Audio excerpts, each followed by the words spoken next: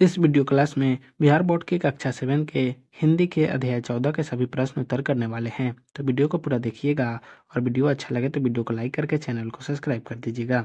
और इस क्लास का पीडीएफ टेलीग्राम पर मिल जाएगा, जिसका लिंक डिस्क्रिप्शन बॉक्स में है। तो चलिए वीडियो को शुरू करते हैं।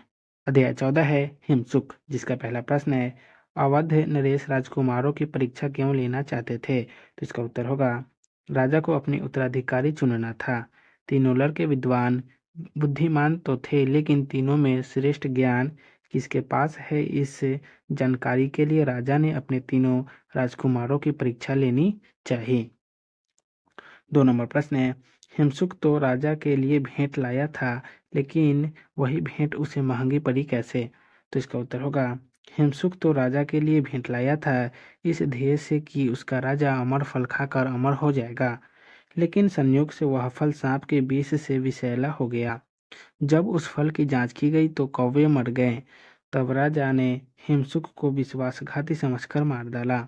इस प्रकार राजा के लिए उपकार की भावना रखने वाले हिमसुक को जान गंवानी पड़ी और वह भेंट उसे महंगी पड़ी।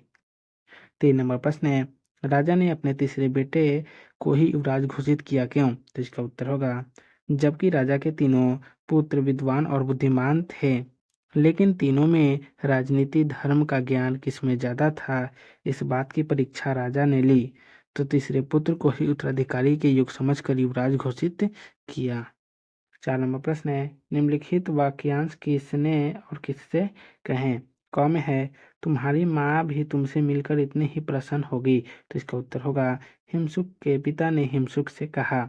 ख नंबर में है मैं 15 दिन बाद वापस आ जाऊंगा। तो इसका उत्तर होगा हिमसुक ने राजा से कहा। ग में है बुद्धिमानी की बात यह होगी कि फल खाने से पहले इसे किसी जानवर को खिलाकर देख लिया जाए। इसका उत्तर होगा मंत्री ने राजा से कहा। घ में है किसी को सजा देने से पहले इस बात का पूरा पता लगा लेना जरूरी है कि वह सचमुच अपराधी है या नहीं। तो इसका उत्तर होगा तीसरे राजकुमार ने राजा से कहा।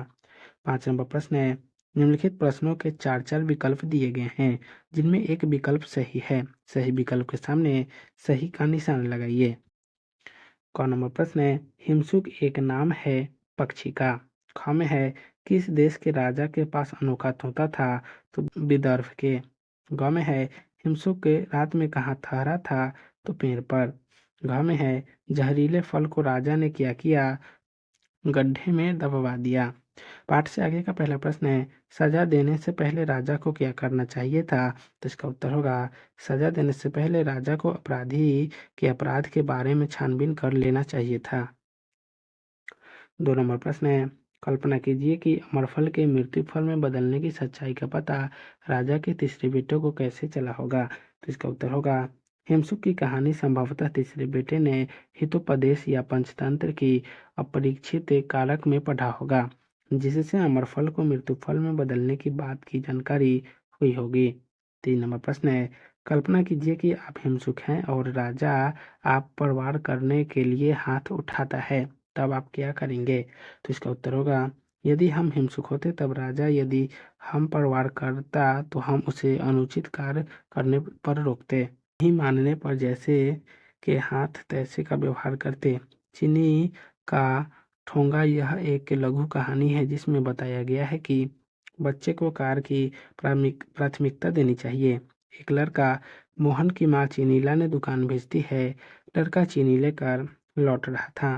रास्ते में अन्य बच्चे के साथ खेलने की ललक उठी। वह चीनी का ठोंगा गोली धरती पर रखकर खेलने लग जाता है। जब उसे माँ के आदेश का ख्याल आया तो चीनी उठाया जिसको ठोंगा गीला हो गया था। माँ ने ठोंगे को गीली हालत में देख लड़के को डांट दिया।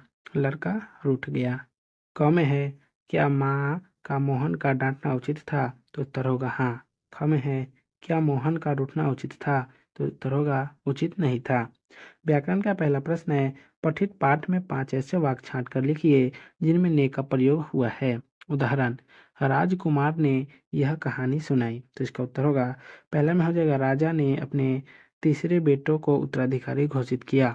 2 में हो जाएगा राजा ने अपने तीनों पुत्रों की परीक्षा लेनी चाहिए। तीसरा है हिमसुक के पिता ने कहा। चौथा है सबसे बड़े लड़के ने कहा। और 5वां है दूसरे लड़के ने कहा। 2 नंबर प्रश्न है, निम्नलिखित युग्म शब्दों से वाक्य बनाइए। पहला है साथ साथ, तो गेहूं के साथ साथ घून भी पीस जाता है। दूसरा है दो चार, तो दो चार दिनों के बाद ही आऊंगा। तीसरा है एक एक, तो एक एक कर सभी भाग गए।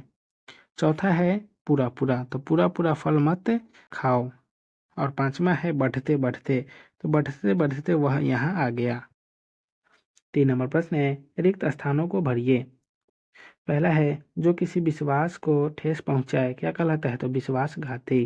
दूसरा है, राजा का लड़का राजकुमार था। तीसरा है, किसी की मृत्यु के बाद उसकी संपत्ति पाने का हकदार उत्तराधिकारी। चौथा है, मौत की सजा मृत्युदंड। पांचवा है, किए गए उपकारों को नहीं मानने वाला कृतधन। और छठा है, किए गए उपकारों को मानने वाला कृतज्ञ। तो आज की इस वीडियो क्लास को यहीं समाप्त करते हैं, फिर मिलेंगे नेक्स्ट वीडियो में। तो आप सभी का वीडियो देखने के लिए बहुत बहुत धन्यवाद।